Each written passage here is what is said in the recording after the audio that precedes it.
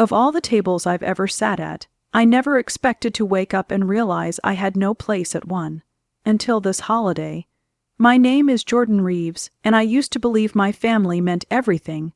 My sister, Mariana Reeves, once looked up to me. We were, as kids, an unbeatable duo. For years I covered for her when the trouble she attracted turned into dramas. Cool fights, secret parties, her endless borrowing of my belongings. I protected her, and more than once I stood by her when everyone else said she's a troublemaker. Because she was my sister and because I loved her. But something changed. One December afternoon, 3 weeks before Christmas, I got a message from our parents telling me that I wasn't invited to our family holiday celebration. Not explicitly, no grand announcement, but a casual "we've made other arrangements" a text that hit like a punch in the gut. I reread it, hoping I'd misread, but no. My last memory was buying the tree ornaments, stringing lights, picking out the playlist for our house. I thought I was part of the plan. I was the plan. The villain in this story, in my mind at least, is Mariana, the sister I thought I could trust. She knew everything, knew how I worked, how I worried. She knew my holiday rituals, the scented candles, the vintage carols, how I'd wrap her gifts at midnight the night before the big party. She knows how deeply I love the holidays. And yet she orchestrated it, somehow took over the lead role in our family's festive celebration and quietly cut me out of the loop. I remember the dinner 2 years ago, laughter echoing under the chandeliers, mulled cider steaming in my cup, our parents analyzing every dish I'd made. I was their son, their younger brother who poured heart into this annual scene. But this time, as I sat alone in my tiny apartment, the tree lit only by me, I realized those laughter echoes were for a place I no longer belonged. The dynamic shifted subtly. The calls from Mom and Dad gradually became less frequent. They'd ask Mariana for what to get, or when we're coming, and never once asking me. I shrugged it off as busy lives. I told myself I was being paranoid. I told myself that family means more than an invite. Yet that text, so innocuous and yet so brutal, spoke frozen volumes. What stung was not just being excluded, but being told implicitly that I no longer mattered. And the worst part, Mariana wore the perfect hostess's smile when we talked the next day. She said, "Hope you understand. This year we're doing something different." As if that sufficed, for I chose not to include you. She placed the phone down with that practiced pause of someone dodging an awkward truth. So here I am, holiday lights glowing, wreath on the door, playlist ready. But the house is empty of family. My mind keeps darting to thoughts I can't dismiss. What did I do wrong? Was there a moment when I lost my place? Why replace me? Were the dirty dishes I'd scrubbed last year, the photo albums I assembled, and the late-night chats nothing? And something else, when I checked Mariana's social feed later that night, a party shot of Mom and Dad, cousins, and her dressed in emerald velvet, glasses raised in toast. I froze. There was a table, there was an invite. But not for me, and now I have a decision to make. Do I sit quietly, sip my drink, pretend nothing happened, or do I uncover exactly why I was replaced at my own family's celebration table? As I lock my apartment door and head into the cold night, the carols echo in my head, but the lyrics don't feel the same. The tradition feels hollow, and I sense something just beneath the surface, a ripple of resentment forming, ready to rise. This holiday, the story hasn't ended, it's only begun. I tried to push the nagging doubt aside, to believe that the exclusion from the holiday gathering was just a one-time oversight. But the early signs started piling up too quickly for comfort. Every text, every half-conversation, every glance I sensed, but couldn't fully pin down, began pointing to a pattern. It began with the phone calls. One evening, my sister Mariana Reeves phoned me ostensibly to ask if I had her ornament box. I drove over to drop it off at her apartment. As I stood in the hallway, her phone buzzed. She glanced down, frowned, and put it on speaker with no warning. "Yeah, we're doing something special this year," she said, smiling at me as she returned the box. "You'll see," I nodded, nothing explicitly hurtful. Just a statement filled with certainty. I felt the chill of exclusion again. The second sign, favoritism. I used to be the go-to guy for our holiday preparations. I picked up the wreath, helped decorate the mantel, pulled in the cousins for the signature cookie bake. I'd done it every December for years. But lately I noticed that our parents would ask Mariana what she wanted, what she was planning. I wasn't asked. I phoned my dad after one of those times. "Hey Dad, about the dinner, do you need help with the table setting?" He said, "Actually, Mariana's got it covered this time." His tone was polite, but detached. I nodded and hung up. My voice sounded smaller than I remembered. A few days later, I dropped by Dad's house to pick up some lights and found Mariana there, chatting with him about a theme for the holiday party. Dad grinned, she beamed. Neither even turned to say hi to me. Somehow I felt like a shadow in my own family home. I carried the box of lights into the room, trying to catch Dad's eye, even for a moment. But he and Mariana had their own bubble. Later, Dad said, "Thanks for these. Just leave them in the garage, Mariana will bring them in later." It stung more than I expected. Then came secretive phone messages. I noticed my mother's Venetian blinds tilt slightly when I passed by their living room window. When I rang Mom that night to say hello, her voice sounded clipped. "We're sorting out some things," she said. No further explanation. I asked what, but she said, "It's family stuff." That phrase, family stuff, it felt loaded. I lay awake later thinking, what family stuff doesn't include me? Money issues surfaced too. I had always contributed something. Baked goods, extra chairs, even a mound of wrapping paper and ribbons. But I was never asked this time.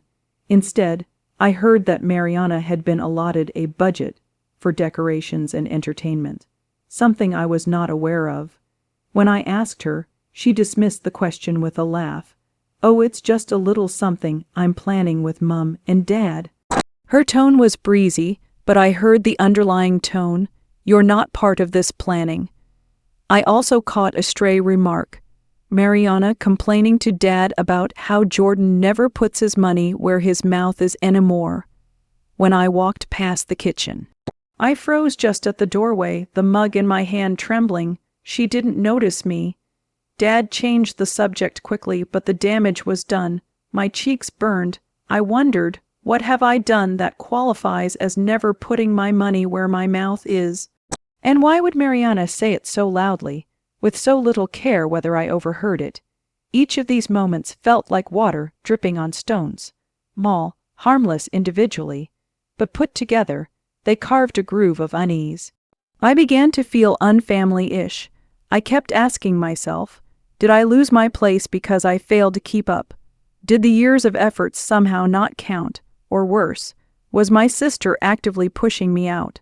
I wanted to believe the former, that it was just a lapse, a miscommunication. But the emotional weight was building. I started waking up in the early hours, thoughts spinning. What if I showed up anyway? Would they say something? Would they look at me differently? I walked across my apartment, the string of lights half hung, the Advent candles unlit. I looked at my phone and resisted the urge to call Mom and ask, "Are you sure you want me out of the celebration?" I wanted to save myself that humiliation. At work, I found myself distracted. Every time my phone vibrated, I braced for a message from them.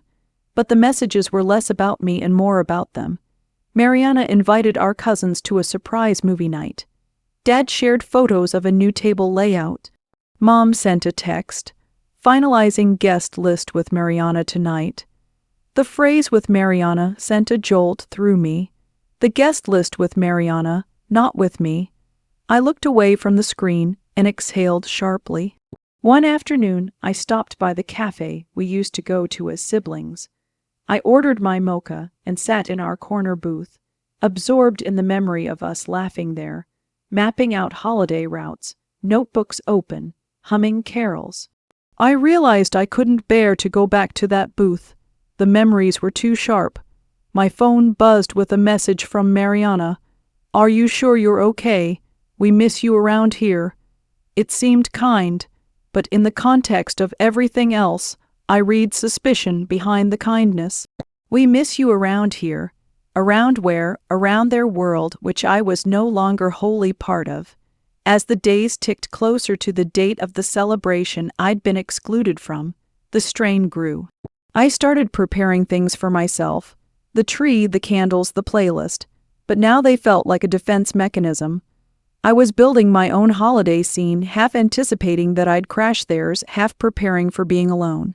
I caught my reflection in the window at 7 a.m., dark circles under my eyes, a tightness in my jaw I didn't recognize. I thought back to Mom's voice, clipped, the blinds tilting, Dad in Mariana's bubble. I felt drained, I felt invisible, and as the unease settled in, I realized I'm doubting my sister's motives. Maybe she doesn't mean to betray me. Maybe she just got swept in. But then again, maybe she does, and I'm only now starting to see the signs. The truth felt closer than before, but not yet in full view. I slept fitfully that night, catalog of little bruises swirling in my mind. When I woke in the morning, I carried that heaviness into the kitchen, stared at the mug I used every December, placed it gently aside. Because now, when I filled it with steaming coffee, I felt like I was choosing Mevstham. And in that moment of quiet, just me, my unresolved questions, and an upcoming holiday I wasn't meant to attend, I felt something stir in my chest, a flicker of determination. Not yet revenge, not yet confrontation, for now, awareness. The kind of awareness that does the most damage when held quietly. The holiday is still weeks away, but the setup is done. And I, the hero in this story, am starting to realize I might be fighting for something much bigger than a seat at a dinner table. I might be fighting for my place in a family I once believed I belonged to. I got the call the afternoon before the gathering, the one I wasn't invited to. The ring pulsed in my pocket like a small alarm. It was my dad, Jordan. He said, his voice clipped, "We need to talk. It's about the property. Mariana has been handling the estate paperwork, the holiday fund, and the house. We thought you knew, but..." He trailed off. I sat up straighter in my chair. My heart sped. You see, our parents owned the Victorian-style house where we always hosted the holidays, with the big bay window, the gabled roof, the front porch lights flickering on every December. I grew up in that house. For me, the holiday table wasn't just tradition, it was home. So when Dad told me that Mariana had been handling the paperwork and that the estate and holiday fund were now under her control, something inside me shifted. "What paperwork?" I asked. My voice sounded calmer than I felt. "Well..." Dad cleared his throat. "Last year your mother set up a small fund for the decorations, catering, travel reimbursements for cousins. Mariana volunteered to be the point person. She's signed the forms. There was a clause about access. Your name isn't listed." The words stopped time. "Access funds, my name isn't listed." I stared at the mug in my hand, the holiday mug with the reindeer and the year printed on the side. I felt like the print was peeling. Why didn't I know? I asked, though a part of me already knew the answer. Dad sighed. "We should have spoken sooner. It just evolved. We assumed you were busy." Busy? That evening, I drove to Mariana's apartment. I needed to see for myself. The door opened. She smiled. It was the same sister smile I knew. But the eyes behind it held something new control. The living room was lit with fairy lights. A sign hung Reeves Holiday Gala in metallic letters. On the coffee table, a small stack of receipts and invoices for decorations. A thick envelope labeled Holiday Fund 2025. Mariana Reeves sat front and center. "Jordan," she said, hugging me. "Good you're here. I was just finalizing the guest list with Mum and Dad." I forced a smile. "I got a call from Dad about the fund." Her hug tightened. "Oh yes, I took care of it. Everything's in place. You took care of it and didn't tell me." She let that hang. "That's odd," I said. "Not really," she replied. "We wanted fewer cooks in the kitchen this year. It'll be smoother." Her tone made it worse. Smoother for whom? Certainly not for me. Then I found the kicker, hidden beneath the stack of paperwork, a transfer slip.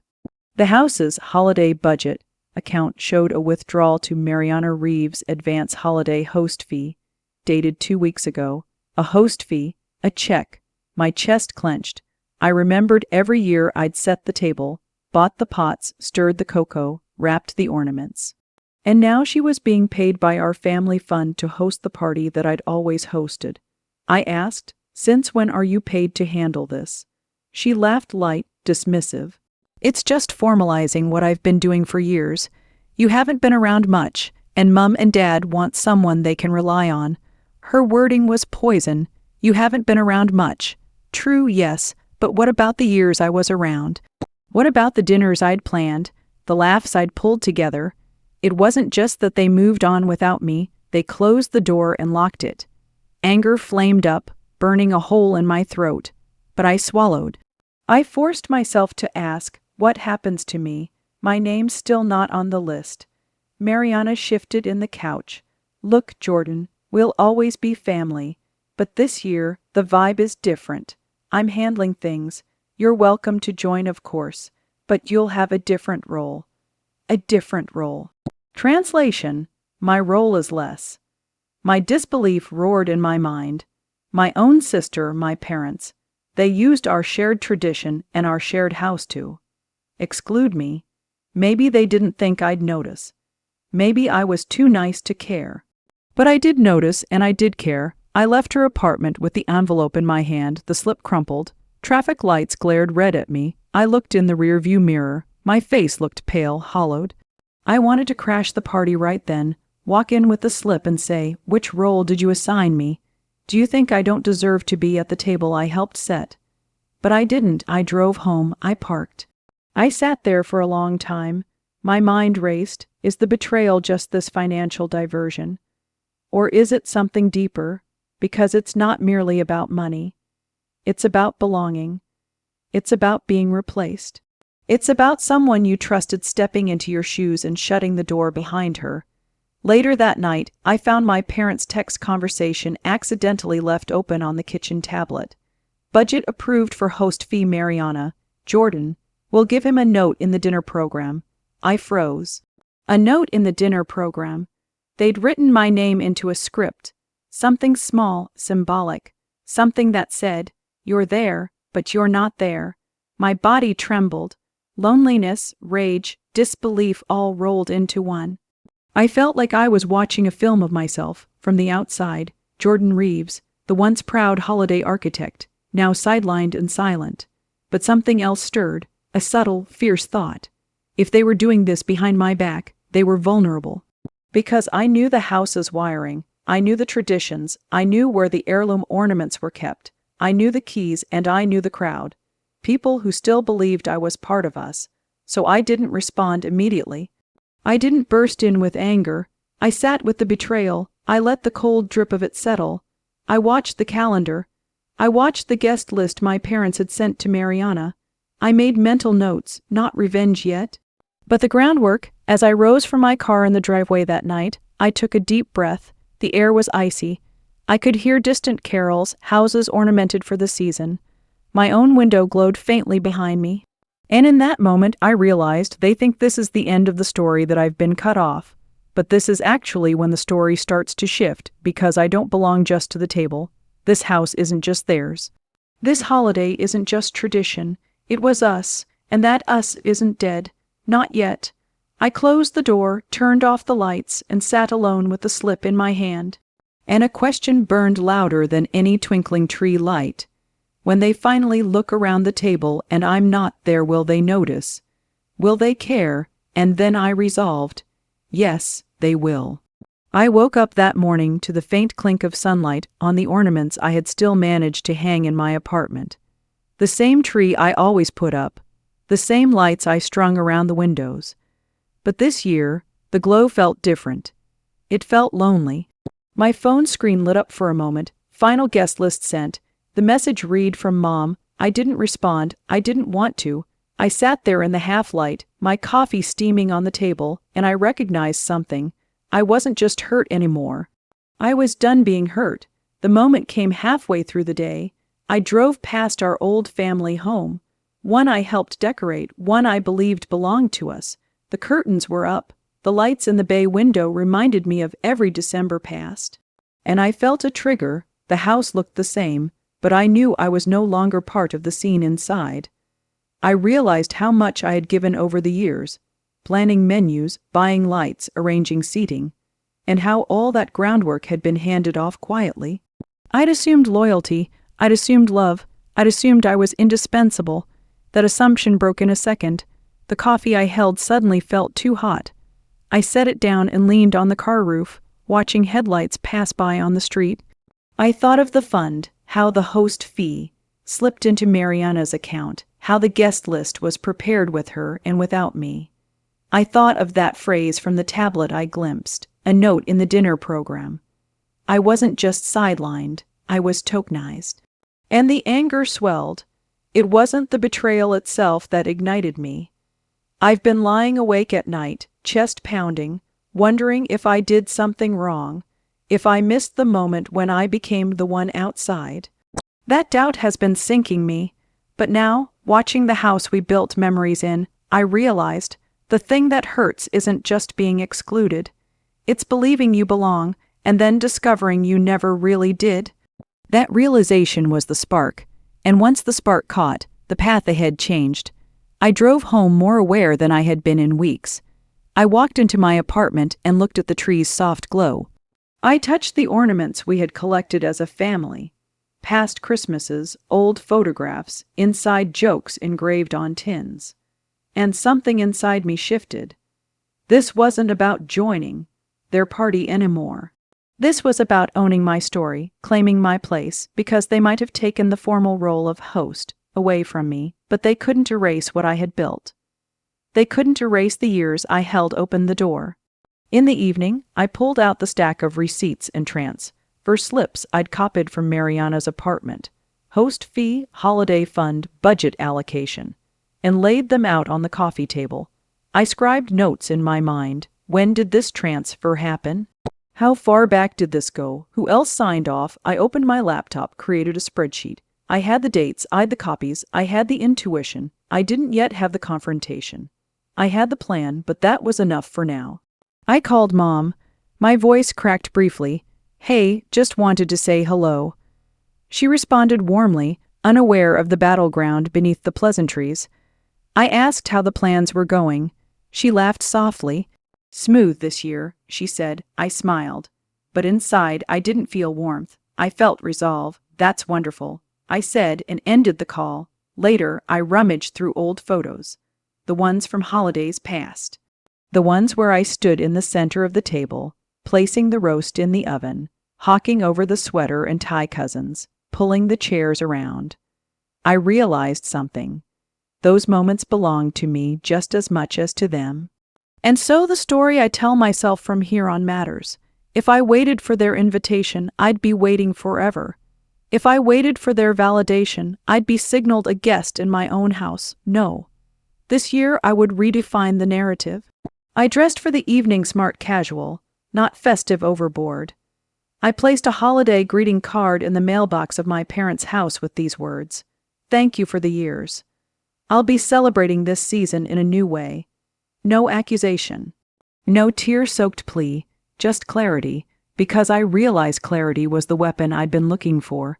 It hit me. I am not the victim I felt I was. I am the hero of my own story. Everything had led to this moment.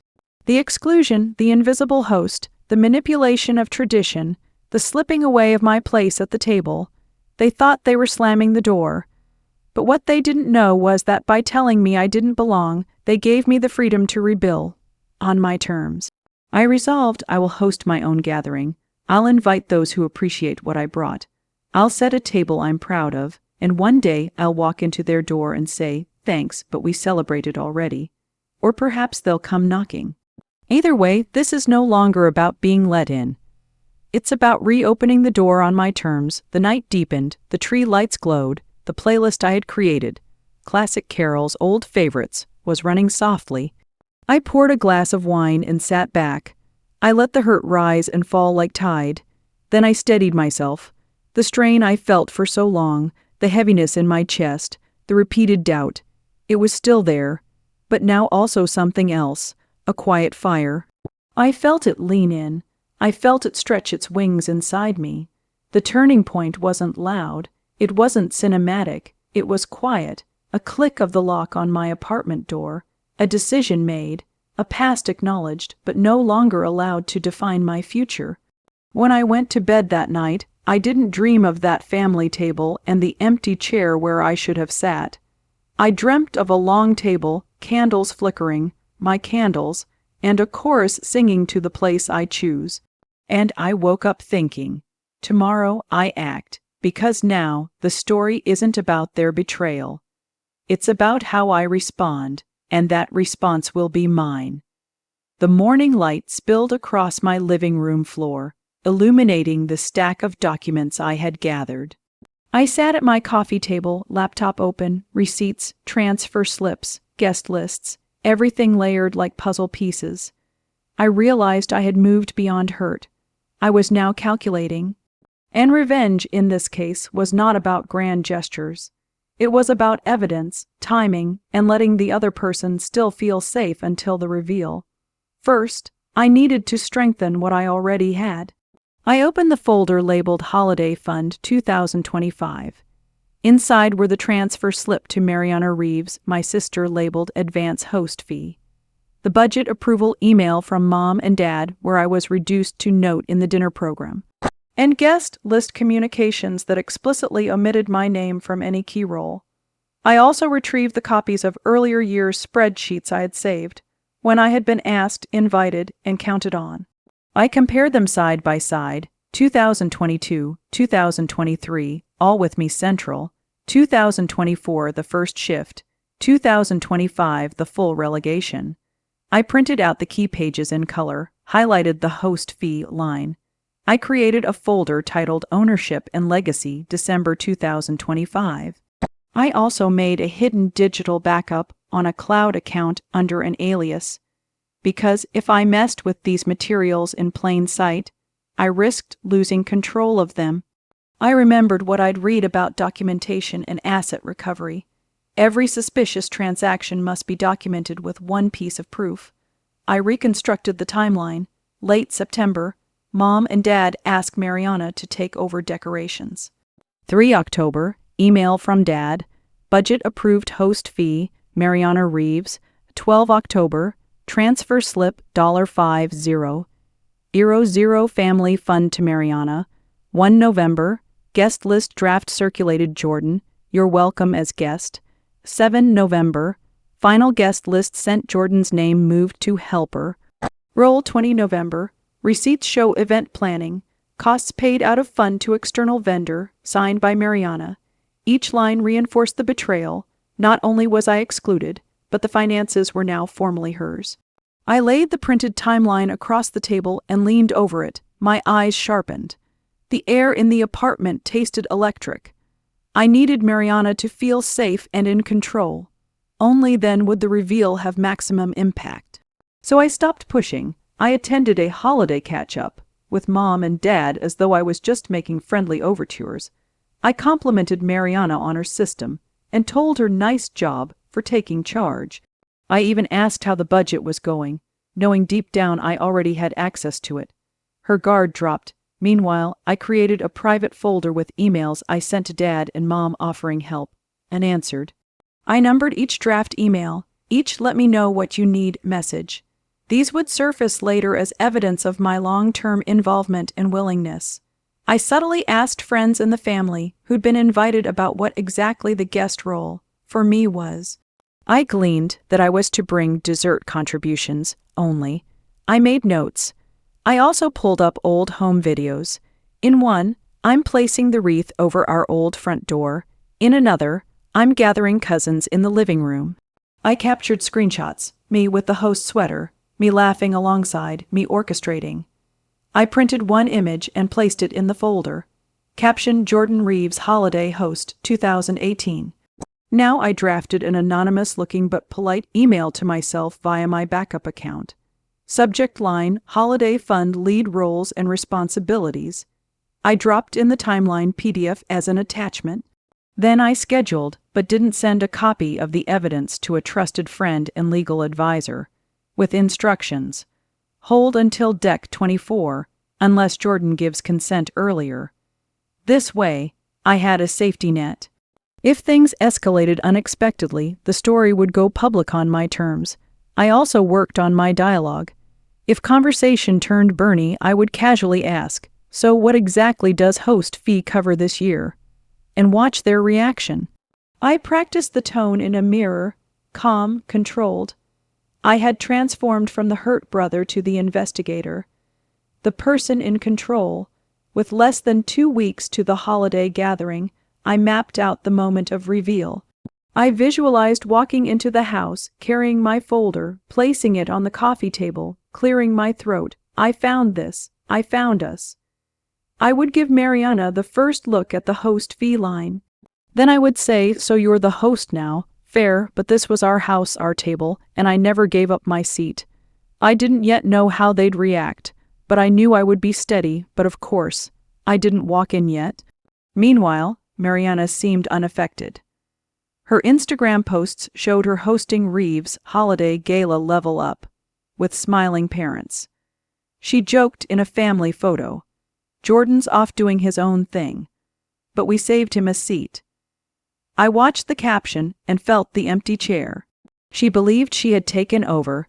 She believed I'd accepted my exclusion. That confidence made her vulnerable, but also dangerous. I couldn't let her bulwark herself with people before I make my move. At work, I found myself distracted when the fund email pinged in my mind. Normally I'd file it away. Now I'd pause, take a breath, imagine showing the email timeline to Mariana and the tightness in her smile. My coworkers noticed I was quieter, more focused but nervous. I told no one about the plan. The calendar flipped to December 15, 10 days till the party. I sent a calm message to Mom, looking forward to the holidays. "If you need any help or dishes, count me in." She responded, "Thanks, Jay. Mariana has things under control. See you deck 24. My stomach clenched. That was the green light. They weren't inviting me in as partner. They were offering me crumbs. And that's when I decided the reveal would be December 24. But earlier if needed. In the days that followed, I cut off emotionally. I declined casual invites. I stopped offering help. I started preparing my alternative. I booked a small venue, ordered catered finger foods, sent a quiet invitation to a couple of cousins I trusted and my 2 oldest friends. I framed it as Jordan's informal holiday dinner, you're welcome if you've nowhere else to go. I didn't brand it revenge, just inclusion, authentic. At the same time, I quietly monitored the fund account. I still had partial access via logs I retrieved. I saw a new expense posted. Christmas Entertainment Reeves Gala 1-200 Mariana Reeves. My heart thumped. I took a screenshot. I made a note. The timeline extended. December 17, dessert table date or contract signed by Mariana with vendor. December 18, caterer deposit paid from fund. All of this before I'd walked into the house. All of this while I was being treated as guest at best. On December 23, I paced my apartment, folder on the sofa, lights dimmed, playlist muted. I sipped a drink and considered, if I walk in tomorrow with the evidence and they deny it, I need a fallback. So step 6, gather witness testimony. I called 2 cousins, asked them casually, "Hey, how many attendees did you hear about? Did you know how the host fee was being used?" They answered and didn't realize they were supporting my timeline. One said, "I heard Jordan is just a contributor this time." Another said, "Yeah, Mariana is fronting the event." I jotted names, timestamps, voice notes. I backed these up. These would bolster the narrative. It wasn't just paperwork, it was perception, socialized. And yet, despite all that, I felt the tension coil. Mariana's confidence, Mom and Dad's oblivion, the pressure of time ticking. I could feel their world building around me, a world that excluded me. The irony wasn't lost. I was building a parallel world that would include them, or at least make them question theirs. When I unrolled the plans tonight, I pressed my palm to the papers and whispered, "Tomorrow is the moment." But I also reminded myself, this is not about spectacle, it's about truth. It's about reclaiming the story, and if they want to react, let them, because I won't hide anymore. The house was silent when I arrived that evening, the exterior lights of the old Reeves Victorian gleaming like cold stars in the December dusk. I stepped up onto the front porch, folder in hand, the weight of it pressing against my side. Inside, the party was already underway, after echoing faintly through the windows, music slipping out into the night. My sister Mariana Reeves stood at the center of that laughter, the hostess, in emerald velvet, making the rounds, offering drinks, scanning her guests with a perfect smile. I paused at the front door and rang the bell. A cousin let me in surprised, warm, unaware of the storm I carried behind me. I walked past the tree I used to decorate, past the same mantle I'd wrapped in lights, past the table we used to eat at. Everyone was at the table now. Mom, Dad, friends, cousins. All decked out, plates full, glasses raised. Jordan, Mom greeted, delighted. So glad you made it. I nodded. The bitter taste rose in my throat. Thank you, I said quietly, stepping into the room. Mariana raised a glass. Here's to a wonderful night. Everyone clapped, the sound like a wave. I set my folder down in no rush. I sat at a small table off to the side, far enough to watch. The mood was warm, cheerful, unchanged, but inside, I knew how much had changed. The dessert table had my favorite cookies, ones I used to bake, but now they were arranged with a small placard, Jordan's special cookies courtesy of host. I smiled, but it wasn't a happy smile. It was the smile of someone realizing a friend had stolen your trademark and charged you admission to taste it. When the first course had ended, the lights dimmed slightly, and the playlist I had helped select began. I stood and asked for attention. I heard gasps when my voice, calm but firm, cracked through the laughter. Thank you everyone for being here tonight. I began, it's a special night, it always has been. I gestured subtly at the table, the ornamented tree, the bay window light. Everything I built and believed in. For years I poured my heart into this celebration. I handled the decorations, entertained the guests, wrapped the gifts. All because I believed our family meant something. Because I believed we meant something. I paused, letting my words hang. I reached into my folder, pulled out the timeline sheet, the budget approvals, the transfer slip, the guest lists. I walked slowly to the dessert table, the one with my cookies, and placed the timeline down beside the placard. I discovered that this year, I said, the holiday fund, the money meant to honor our tradition, was transferred into a host fee for someone else.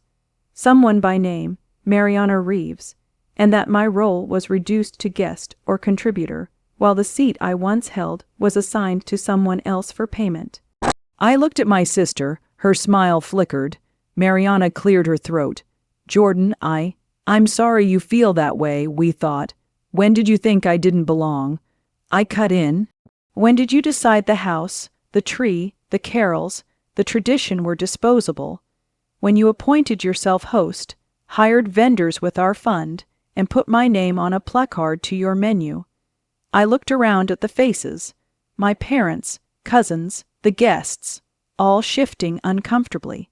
I flipped through the folder showing the printouts. Here are the emails asking me to help. Here are the drafts I sent. Here is your host fee slip. Here is the guest list that moved my name from coordinator to side table. Here is the financial trail. I tapped the table. This isn't about money. This is about recognition. This is about family. This is about what you did, quietly, while expecting me to walk into your narrative and say thank you. The room fell silent. My parents looked away. My sister's lips parted, but no words came. I leaned forward, and tonight, I said, I won't sit at your table. I won't pretend this is the tradition I built, because if you believe I don't deserve the role I earned, then I'm taking my place somewhere else. I stood up and placed another document on the table, an invitation for my own holiday dinner the next afternoon, open to whoever truly wants to celebrate. You're welcome to come, perhaps as guests, but just know I saved my own seat. With that, I turned and walked out. The crunch of snow under my boots echoed. The front door closed behind me like a final slap. In the quiet of my car, I exhaled. I pressed send. On the email I had scheduled, subject line, Holiday Fund Irregularities for Your Eyes Only. A copy landed in the inboxes of 2 trusted family friends and a legal advisor. I watched my phone. Notifications lit up. Parents texting, "Can we talk?" Cousins, "Wait, Jordan." The next morning, The small winter venue I'd reserved filled with familiar faces. The cousins I trusted, friends I'd made over the years, a few unexpected attendees who saw my message and came. No host fee required. Just presence, just truth. The tree glowed, the playlist played, the candles flickered. I stood at the head of the table and smiled, genuine for the first time in months. Back at the Reeves house, I heard from Mom that Mariana had called the caterer, tried to undo bookings, canceled decorations. The holiday fund account had been frozen pending review. My documents had triggered calls, questions, panic. The host fee slip was pulled from circulation, the guest list renaming reversed. The power in the room had shifted. Later, I received a message, "Jordan, please come, we messed up." But I didn't go back because this isn't about forgiveness yet. This is about effect. This is about message. And so the holiday passed, 2 dinners, one built on lies, one built on truth. One packed with guests paying for someone else's story. One full of people showing up because they wanted to be part of the right story. I drove home that night under the hush of snowfall. My apartment glowed through the window. I walked in and hung the wreath. I lit the candles. I smiled as I opened the folder and filed it away. The weight lifted. I sat down and thought. They asked for a seat at the table. I built my own table. They wanted me to join their story. I started my own story. And with that, I closed the book on this chapter. The betrayal had been revealed, the revenge executed. The holiday might be done, but the future is now mine. I arrived at my apartment the morning after the night of the big reveal still humming in my ears. The folder filed away, the tree lights softly glowing in the winter light. The world felt different. Not just because the air outside was colder, but because I felt different. Lighter, clearer, in control. Over the next few days, the ripple effects hit the world I had known. My sister, Mariana Reeves, once so assured behind that emerald velvet smile, suddenly found herself answering questions. Why the host fee? Why was the holiday fund transferred? Why wasn't Jordan listed? My parents, catching the wave they had helped set in motion, looked like the stunned cast of an old photograph going bad at the edges. The family fund was frozen pending review. Vendors were asked for contracts. Cousins whispered in corners. The table where I once set the roast was now the scene of chaos. They thought they had built the celebration without me. They didn't realize I had built them a trap. Mariana tried to salvage things. She texted me one evening, "Can we meet? I'm sorry, let's talk." I smiled softly and replied, "Of course, Monday afternoon, my place." I knew the power had shifted. I walked into that meeting with the same calm I'd had at the party reveal folder tucked in a drawer, not brandished, because it no longer had to be. The truth had floated out on its own. She looked fragile. The crown she'd claimed looked heavy now. My parents sat beside us, small-faced. I didn't restart the fight. Instead, I said, "If you wanted to host, fine, but the way you did it, without the person who created the table, is not fine." I offered one thing: you can apologize. We can rebuild something together. But you'll never undo the truth of what happened. She nodded, eyes down. My father squeezed my hand.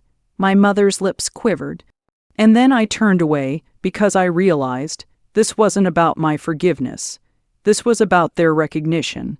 They wanted my role, but they got paperwork. They wanted my seat, but they got instructions. They wanted me quiet, but I chose to speak. And now that I had, I didn't need their farm of illusions. They could keep it.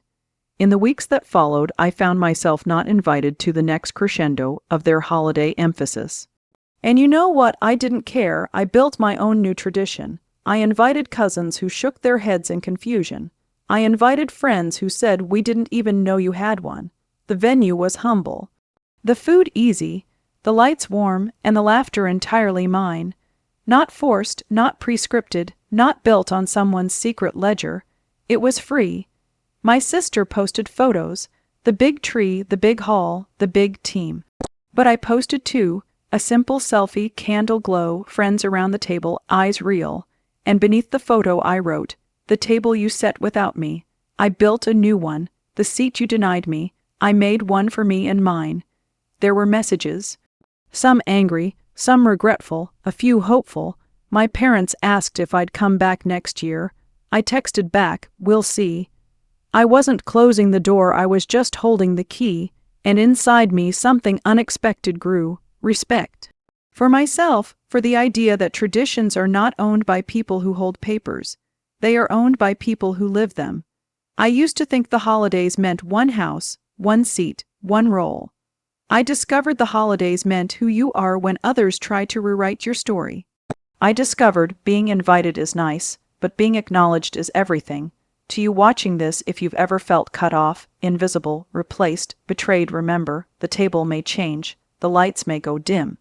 But you still carry the spark, build your table, set your lights, invite your truth, because when they excluded you, they underestimated your ability to create elsewhere. They thought the story ended when you were left out. But your story doesn't stop there. It begins again. So here's the poetic justice line. Asterisk, they removed my name from their guest list, so I removed their narrative from my future. If you've ever faced the sting of betrayal by family, friends, someone you trusted, share what happened in the comments. Did you stay? Did you walk away? How did you rebuild? Let's talk below. And if you found parts of this story resonate, make sure to hit subscribe and ring the bell so you don't miss the next chapter of turning pain into power.